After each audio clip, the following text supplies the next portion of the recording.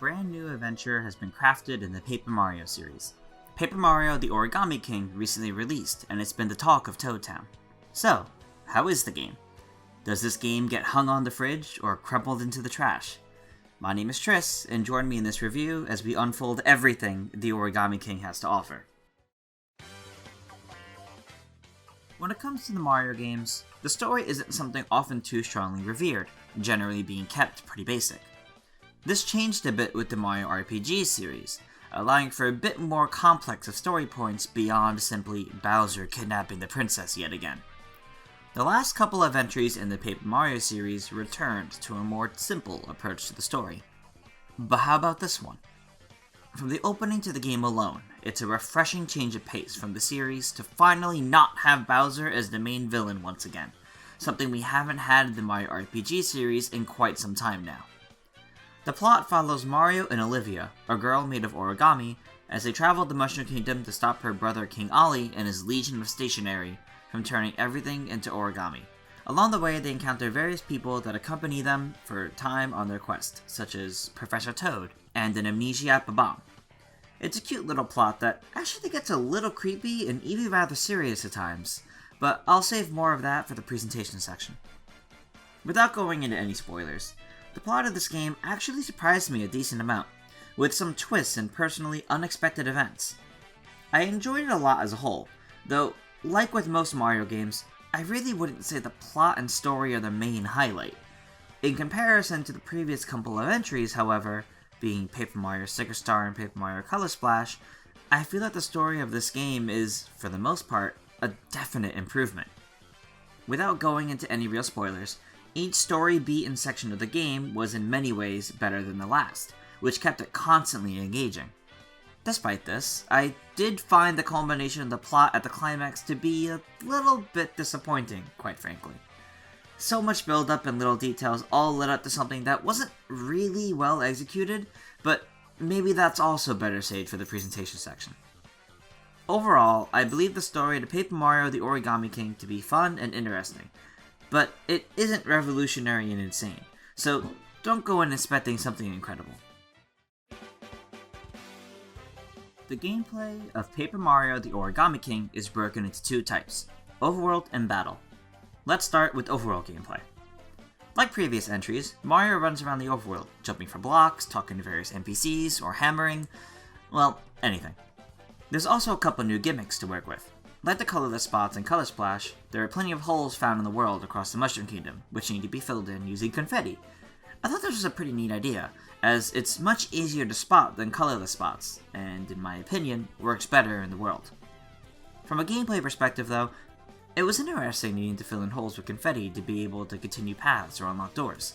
It didn't really feel incredibly intuitive though, and at times, it was a little irritating just how much confetti would get used up to fill in one hole. It definitely feels like something that was more interesting in concept than in execution. It was certainly cute for the world, but I can't say I cared for it too much. Another major addition to the overall gameplay is the addition of the the 1,000-fold arms ability, a magic circle that allows Mario to stretch his arms and interact with the environment. Unlike the paperization and cutout abilities from the previous two entries, 1,000-fold arms cannot be used at any time, only when a magic circle is present. I'm not a big fan of this in the overworld, I have to say. Rather than turning the ability itself into a puzzle that players have to figure out when to use, the puzzle, which is often incredibly simple, is reduced to what makes the magic circle appear. There doesn't feel like as much gameplay surrounding it, simply put. When activating the magic circle, Mario's arms are free to move around using either motion controls or the left stick. It feels as though the player has to aimlessly move around for a moment before the solution allows itself to be solved. There's several instances where you have to pull away part of the wall to reveal something, but it seems near impossible to solve until the wall has a little flap that can actually be gripped, a good few seconds after activating the ability and aimlessly moving the arms about. In terms of the overworld, the new mechanics of confetti and 1,000-fold arms feel like watered-down versions of existing mechanics from the previous entries. They may look more interesting in their presentation, but they didn't really add anything exciting to the gameplay. As a footnote to general overworld gameplay, let's talk about the small extras. moving in vehicles such as the boat along the Great Sea or the cart in the desert.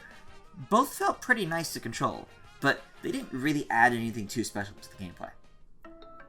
Now, I'd like to talk about one of the biggest aspects of overall gameplay, the paper macho battles. These are real-time battles against large enemies. Players have to find the weak point on these monstrous foes and attack it with the hammer. Some are simple, like Goombas that charge forward a little bit, while others are far more cinematic and challenging in the form of boss battles.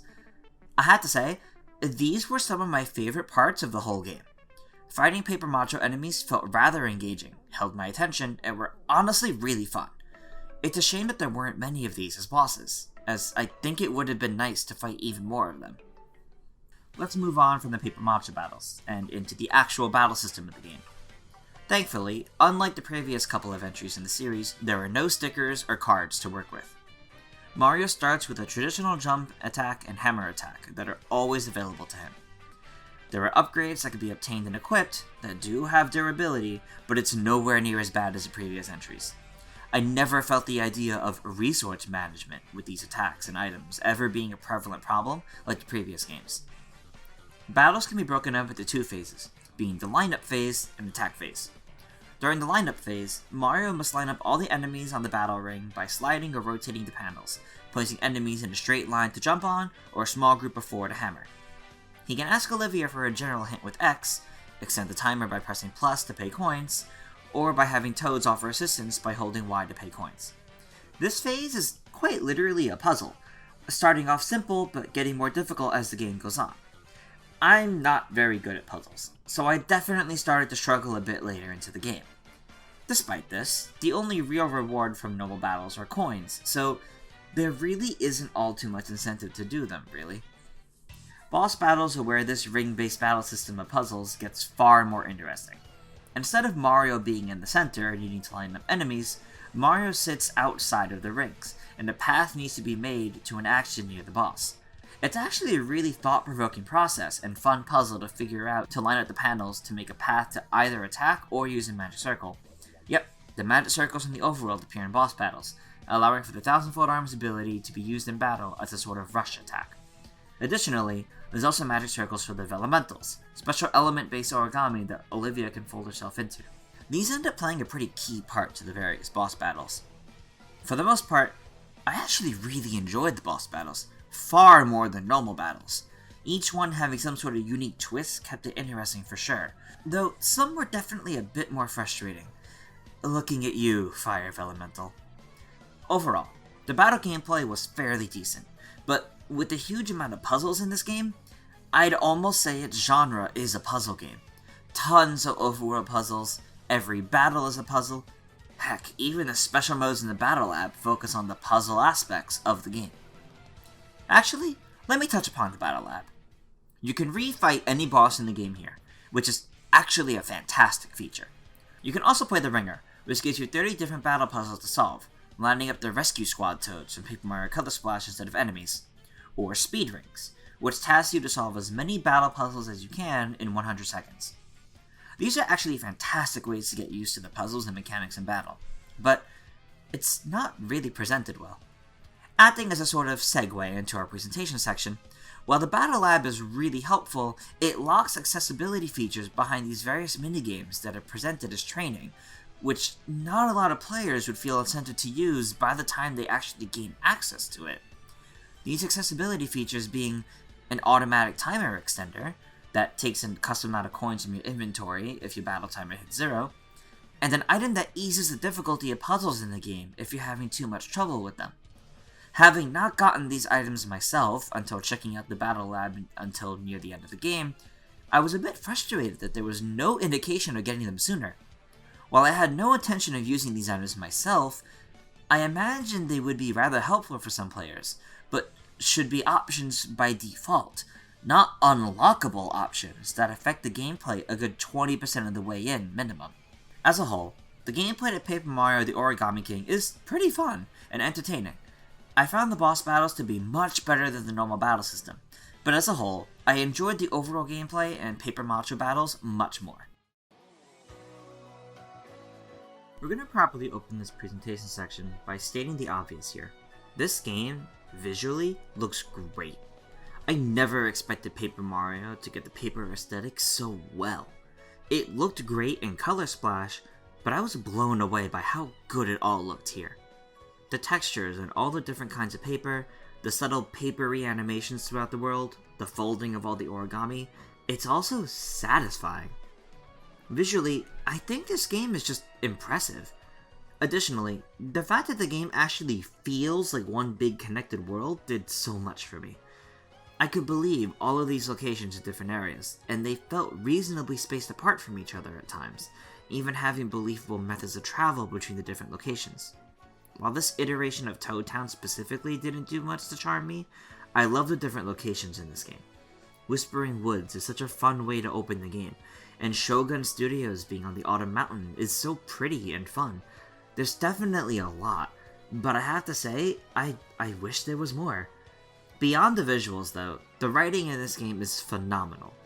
There's so much charm put into the dialogue, and in my opinion, this really shines best with Bowser and his many minions. The writing was also great in the previous game, but something about it in this game gives it the edge over for me. While the game is marketed as one of Mario's funniest adventures yet, I think solely focusing on the humor of it all is a mistake. If you really look at everything here, there are some dark parts of the game. Parts that made me audibly gasp, and parts that definitely shocked me. While I laughed during moments of the adventure, I don't believe it should be simply marketed as a laughing experience.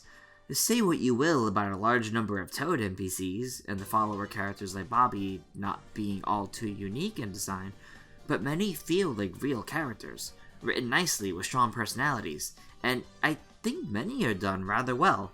The soundtrack to the game is another part I'd like to take a moment to talk about. Quite frankly, this OST is fantastic.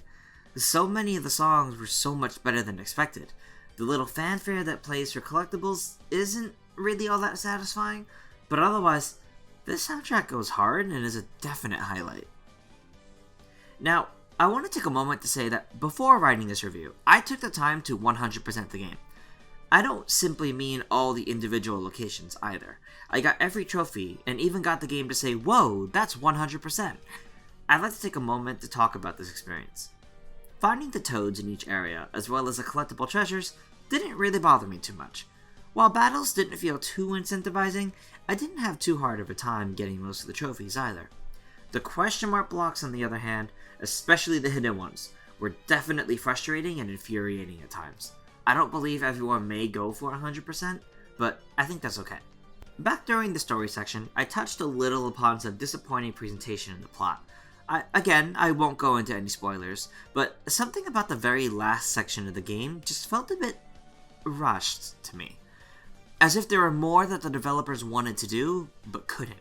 So they had to cut back, and what we were left with wasn't all too impressive in execution, at least in terms of the very last section of the game. While it didn't really end with a sour taste in my mouth or anything, I did have a sort of, what, that's it? Feeling. Despite all this, I believe all the way up until that point, the presentation was really strong. As a whole, the presentation to this game is the strongest point of it all. The great visuals, soundtrack, world building, and writing come together to make such a pleasant experience.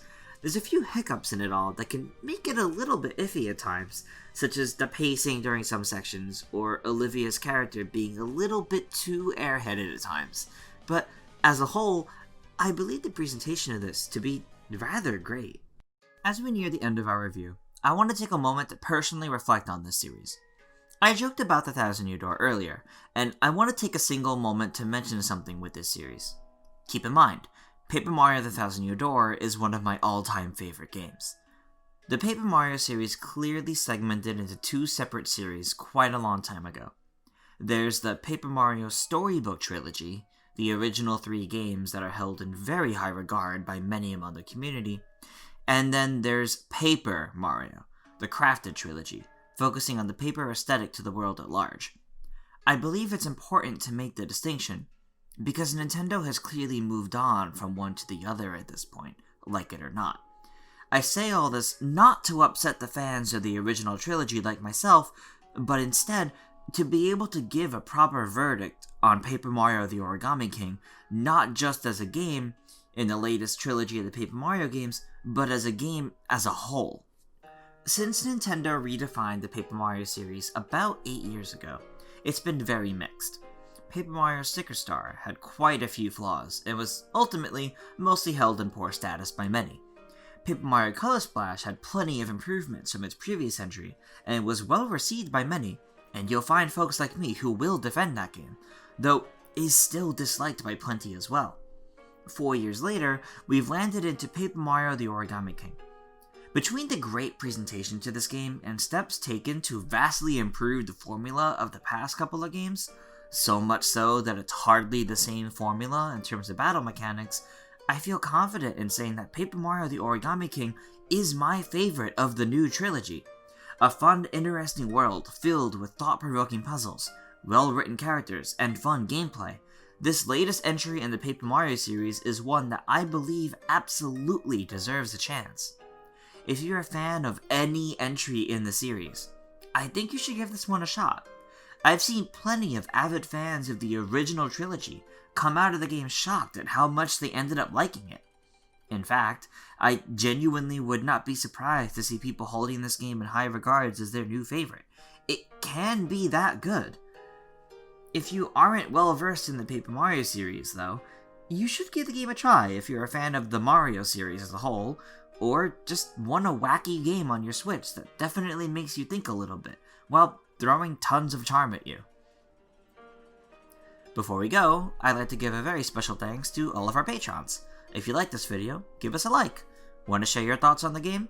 Leave a comment below, or let us know on Twitter or Discord, which you can find the links to in the description. Make sure to subscribe to Source Gaming for more, and always remember to return to the source.